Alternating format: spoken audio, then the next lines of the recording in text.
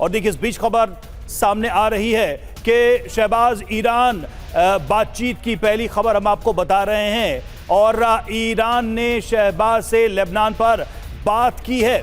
ये हम आपको बड़ी जानकारी दे रहे हैं। ईरान ने फ्रीज संपत्तियों की बात भी की है, तो फ्रीज जो प्रॉपर्टीज हैं उनको लेकर भी चर्चा हुई है और ये पहली जानकारी आ रही है। गुलाम, जैसा आप बता भी रहे थे कि ये शर्तें रखी गई और अमेरिका कहीं ना कहीं इस पे अग्री कर गया है, यानी कि एक रास्ता तो खुला ही है।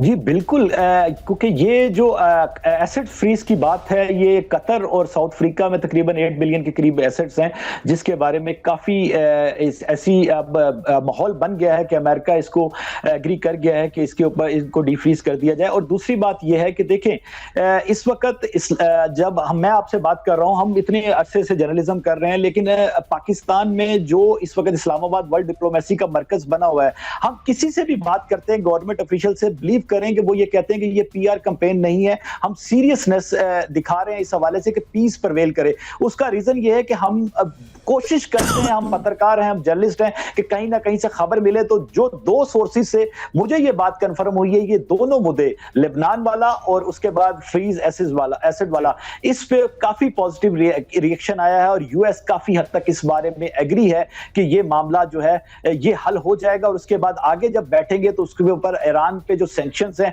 उस पर भी बात होगी, स्टेट ऑफ हॉर्म्स पे भी बात होगी, और उसके बाद असल मुद्दा यूरेनियम, इसके ऊपर भी बात होगी। तो ये ईरानी, एक बात देखना होगा कि 70 मेंबर डेलीगेशन है और ईरानी जो डिप्लोमेसी है, बातचीत है, टेबल टॉक में वो जितने माहिर दिखाई देते हैं, जो उनका इतिहास रहा है, तो वो भी कहीं ना कहीं ये मैसेज दे रहे हैं कि जेडी वैंस के साथ जब वो बैठेंगे और उनके ऊपर वो ट्रस्ट भी किसी ना किसी हवाले से जता रहे हैं कि वो शायद ये मामला किसी ना किसी सोल्यूशन की तरफ जाए, हल की तरफ जाए। तो होप रखनी चाहिए और ये उम्मीद रखनी चाहिए कि ये बातचीत जो है ये सफल होगी और पीस जो है वो प्रिवेल करेगा और दुनिया अमन की तरफ जाएगी। जेडी वेंस को लेकर आपने बात की और देखिए जो खबर भी हमने थोड़ी देर पहले दिखाई, डॉक्टर हामिद भी आपको नजर आ रहे होंगे स्क्रीन पर, उन्हीं के पास में जाऊंगा। डॉक्टर हामिद, अब जो बात कही जा रही है, जेडी वेंस मतलब अमेरिका फर्स्ट, और अगर कुशनर विटकॉफ आते हैं तो इजराइल फर्स्ट। हाउ लॉन्ग, कब तक इजराइल के कंसर्न को या इजराइल की शर्तों को या इजराइल को साइडलाइन करके ये बातचीत आगे बढ़ाई जा सकती है? अभी न तो कभी इजराइल तो टेबल पे आएगा ही आएगा, वो भी इस वॉर की एक बड़ी पार्टी है।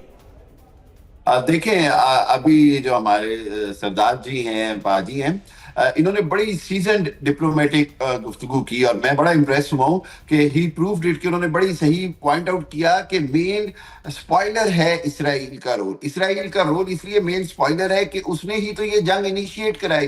ट्रंप को जंग की दलदल में या इसमें ड्रैग किया वो इसराइल ने। अच्छा, उसके बाद अभी जब सीज फायर हुआ तो लबनान पे बमबारी करके, सीज फायर की वायलेशन करके, पूरा जो मुज़ाकरात या पूरा जो डायलॉग था उसको सबूटाज करने की कोशिश की गई।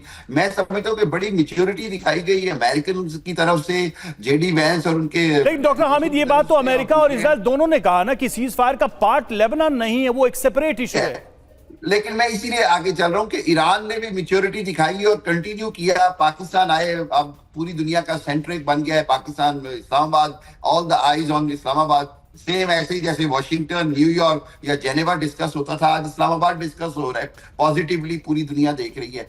बात यह है कि मैं ये समझता हूं कि अब जेडी वैंस के लिए सबसे इंपॉर्टेंट ये कि he is the president in waiting. उसको वो नहीं चाहेगा कि नवंबर का मिड टर्म इलेक्शन जो है वो इस जंग की वजह से और नेतन्याहू के स्पॉइलर और मैकपन की वजह से, रॉकवाइलर एटीट्यूड की वजह से पूरा इलेक्शन जो है वो रिपब्लिकन हार जाएं और उसके बाद इंपीचमेंट हो प्रेसिडेंट ट्रंप की और अगले 6 साल या 8 साल नहीं। तो ऐसी, डॉक्टर हामिद, आपकी अगर बात सही भी है तो ऐसी सिचुएशन में जेडी वैंस तो खाली हाथ नहीं लौट सकते, और हाथ में क्या लेके लौटेंगे? अमेरिका के जो कंसर्न्स थे, जो इंटरेस्ट था, ऑब्जेक्टिव था, अमेरिका के क्या ऑब्जेक्टिव थे इस वॉर में, ये किसी से छुपे नहीं है। सवाल ये कि ईरान कितना अग्री होगा इसको लेकर। और देखिए, आपको डिटेल्स में बताते हैं कि इस वार्ता से पहले ईरान ने क्या नया पेच फंसाया है। देखिए, ईरान के उपराष्ट्रपति ने संदेश दिया है कि टीम अमेरिका में 2 टीमें हैं, एक टीम अमेरिका फर्स्ट वाली है तो दूसरी टीम इजराइल फर्स्ट वाली है। उपराष्ट्रपति के मुताबिक अमेरिका फर्स्ट टीम में जेडी वैंस हैं, उनके साथ बातचीत में समाधान निकलने की उम्मीद है, ये ईरान की तरफ से इशारा है। जबकि टीम इजरायली फर्स्ट में स्टीव विटकॉफ और जेरेड कुशनर हैं। टीम ईरान, विटकॉफ और कुशनर से बातचीत नहीं चाहती, क्योंकि ईरान उन पर इजरायल के हितों का समर्थन करने का आरोप लगाता रहा है और उसे शक है कि अगर यह बातचीत में शामिल रहे तो बातचीत सफल नहीं होगी।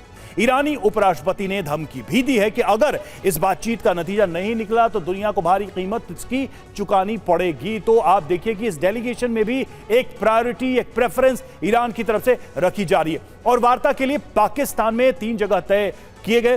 पहला पीएम ऑफिस, दूसरा सेरेना होटल, पिंडी एयरबेस पर भी ये वार्ता हो सकती है। तो देखिए लोकेशंस को लेकर भी ये सारी बातें आ रही हैं सामने, लेकिन हाँ, इतना जरूर है कि इस वार्ता में एक मीडिएटर की भूमिका पाकिस्तान निभा रहा है। इनका संदेश उन तक और उनका संदेश इन तक पहुंचा रहा है। क्या इन संदेशों से कुछ बड़ी चीजें निकलकर सामने आएंगी? संदीप त्रिपाठी हमारे साथ जुड़े हुए हैं। मेरा सवाल फिर से वही है संदीप जी, चूंकि उस बात का उत्तर अभी तक आया नहीं हमारी चर्चा में। हाउ लॉन्ग, कब तक आप इजरायल को टेबल से बाहर रख सकते हैं?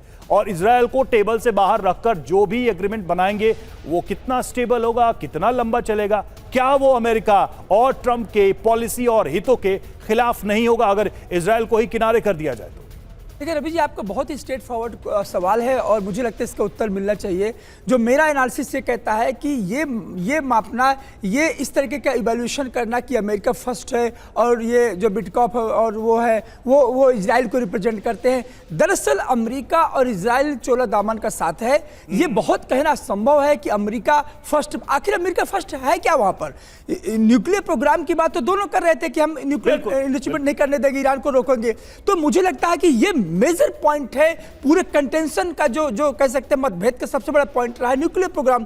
और क्या ये न्यूक्लियर प्रोग्राम अब टेबल पर आएगा? पहला क्वेश्चन। स्टेट ऑफ हार्मुज तो ये आउटकम है, ये तो अभी क्रिएट हुआ है। मुझे नहीं लगता ये बहुत बड़ा इशू है, ये सॉल्व भी हो जाएगा। लेबनान का भी सॉल्व हो जाएगा। लेकिन सबसे बड़ा इशू जो था अमेरिका के इजराइल की मिसाइल प्रोग्राम भी बड़ा इशू है इनका। जी नहीं, लेबनान उनका, मुझे लगता है कि वो यदि वो कहता, अमेरिका कहता है कि देखिए थोड़ी देर के लिए तो लेबनान को अटैक रोक दीजिए इजराइल को, तो रोक देगा। लेकिन सबसे बड़ा कंसर्न, आपका सवाल है कि क्या वापस लेकर जाएंगे? क्या ट्रंप को जेडी वैंस से बताएंगे कि हम जाकर के टेबल में न्यूक्लियर प्रोग्राम को वहां पर जो ये प्रोसेस खत्म कर दिया? ये होने वाला नहीं। जब ये होने वाला नहीं तो फिर आपका वही सवाल कि क्या वापस लेकर के जाए? क्या वो परिणाम को वापस लेकर जाएंगे जो युद्ध के बाद हुआ? जैसे कि हार्मुज का जो कॉन्फ्लिक्ट है, ये युद्ध के बाद की सिचुएशन है।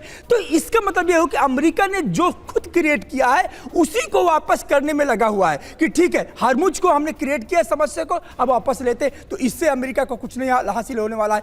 तो देखिए, कहते हैं ना कि बात जहां से शुरुआत हुई थी वही बात वापस आकर आ जाती है। लेबनान बहुत बड़ा इशू नहीं है क्योंकि वो इजराइल बार बार मारता रहेगा। अभी for the time being pause हो जाएगा, 15 दिनों बाद फिर लेबनान मारेगा वहां पर हिजबुल्लाह को। तो वो बहुत बड़ा इशू नहीं, इशू ये है न्यूक्लियर प्रोग्राम बहुत बड़ा। बिल्कुल सर, हमें तो वो बात भी याद रखनी होगी कि ये सारी स्थितियां जो शुरू हुई थी, इसका ट्रिगर पॉइंट क्या था? वो ट्रिगर पॉइंट 7 अक्टूबर का ही हमला था और जब उसमें प्रॉक्सीज की भूमिका सामने आई थी तो उसमें हिजबुल्लाह का भी नाम आया। तो इजराइल के लिए ये एक बड़ा ऑब्जेक्टिव आज, कल और परसों भी रहेगा कि वो हिजबुल्लाह को किसी ना किसी तरीके से नियंत्रित करे। और हिजबुल्लाह का मतलब है कि लेबनान में वो ऑपरेट करेगा ही करेगा, इजराइल उधर जाएगी। सवाल यह है कि इस पर क्या बातचीत होगी।